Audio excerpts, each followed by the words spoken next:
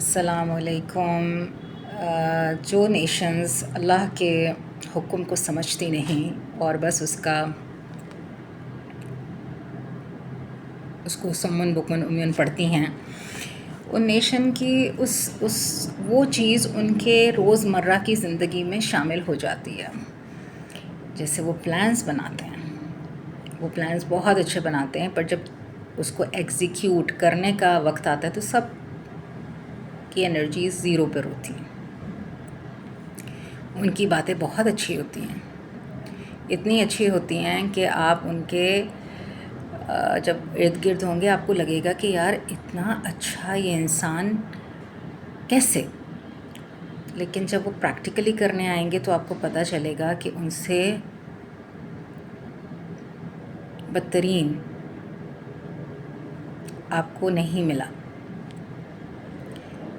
تو یہ اس وجہ سے ہوا کہ جب اللہ سبحانہ تعالیٰ نے کہا نا کہ وہ نیشنز جو تھیں انہوں نے چینج کر دیا ہر چیز کو، اللہ نے قرآن میں پریکٹیکلی ہر احکام دیا ہے پریکٹس کرنے کے لیے کہ آپ نے اس کو پریکٹس کرنا ہے۔ اب وہ نیشن اس احکام کو پڑھ کے اپنے اوپر پھونکتی ہے،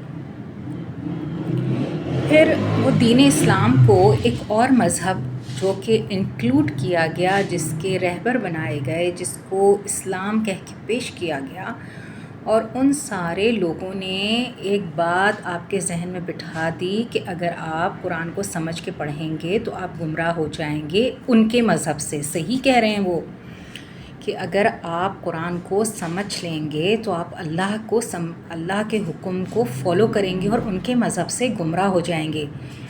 تو بات وہ بالکل ٹھیک کہہ رہے ہیں، کیونکہ جو وہ مذہب لائے ہیں وہ تو قرآن میں نہیں ہے، تو ان کے لحاظ سے تو آپ گمراہ ہو جائیں گے نا، لیکن آپ اللہ کے حساب سے تو ہدایت پہ آ جائیں گے، اللہ کے قانون میں اللہ کے مذہب پر آ جائیں گے۔ تو ایک ابلیسی مذہب، ایک ابلیسی طاقت کیوں چاہے گی کہ آپ کائنات کے رب کی ہدایت پر آ جائیں؟ تو سمجھنا پڑے گا آپ کو اللہ سے محبت کا جو بہترین طریقہ ہے وہ اس کی ہدایات پر سمجھ کے عمل کرنا ہے، کسی سے پوچھنا نہیں ہے۔ اللہ نے قرآن میں کہا کہ ہم نے اسے آسان کر دیا، تو کوئی ہے جو اس میں تدبر کرے، اس میں سوچے۔ آج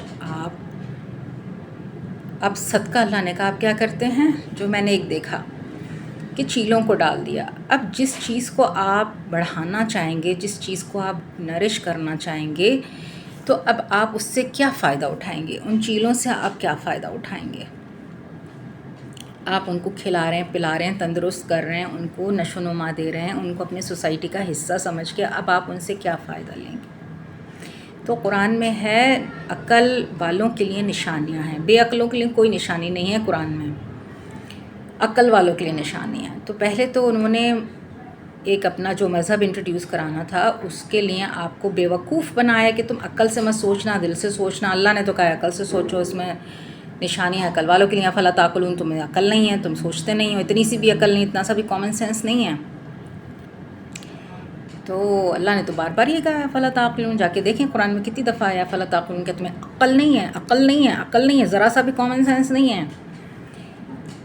تو انہوں نے اللہ کے نام سے جو اپنے چیزوں کو، اپنے نفس کی چیزوں کو بھیجنا شروع کر دیا، آپ نے اس کو ایکسیپٹ کرنا شروع کر دیا۔ ہم کمیونٹیز میں دیکھتے ہیں وہ قرآن کو سمجھ رہے ہیں، ٹھیک ہے، قرآن میں ہے کہ تم صدقہ دو، صدقہ جو ہے وہ آپ کو ملٹیپلائی کرے گا۔ کیا آپ اس انسان کو جس وقت جو کام کرنا چاہ رہے ہیں آپ اس میں آسانیاں پیدا کر رہے ہیں تو آپ کو کیا ملے گا؟ اچھا کام ملے گا۔ اب میں این جی اوز میں کام کرتی ہوں، جو لوگ ہم سے سروسز چاہتے ہیں بہت کم قیمت میں، ہاں بیٹا، ہم سے سروسز چاہتے ہیں جو ہم نے علم حاصل کر کے ان کو دی ہیں، تو وہ کمیونٹیز کو آپ کے ان لوگوں نے کہا کہ یہ اچھی ہیں، ان کی خدمت کرو، ان میں سے وہ آپ کو آؤٹ پٹ کیا دے رہے ہیں، ٹھیک ہے۔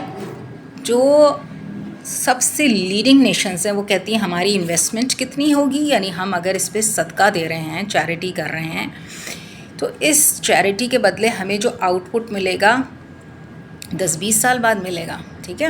لانگ ٹرم جو چیریٹی ہوتی ہے وہ لانگ ٹرم انویسٹمنٹ ہوتی ہے، جس کا ریوارڈ آپ کی آگے کمیونٹی اٹھاتی ہے، ٹھیک ہے، کیونکہ آپ نے تو اس ٹائم پہ اللہ کے پاس چلے جانا ہے. تو جو چیز اٹھائے گی وہ کون اٹھائے گی؟ آپ کی آگے کمیونٹی اٹھائے گی. تو وہ صدقہ ہے، بیسکلی وہ صدقہ ہے کہ جو آپ اپنی ساتھ کے لیے نہیں کر رہے، لیکن آپ اپنے انوائرمنٹ کمیونٹی کے لیے کر رہے ہیں. آپ ایک پودا لگا کے جاتے ہیں، جب وہ بڑا ہوگا تو وہ پھل دے گا، جب تک وہ دے گا اللہ چاہیں گے، لیکن ضروری نہیں ہے کہ آپ وہ پھل کھائیں، ٹھیک ہے. لوگ بس بار بار کال کر رہے ہیں، جب نہیں اٹھا رہا کوئی تو بھائی تھوڑی دیر رک جاؤ، صبر نہیں ہے نا، یہی برداشت تحمل صبر نہیں ہے. اچھا، اسی طرح جو میں اپنے پرائیویٹ پیشنٹ دیکھتی ہوں ان میں صبر ہے.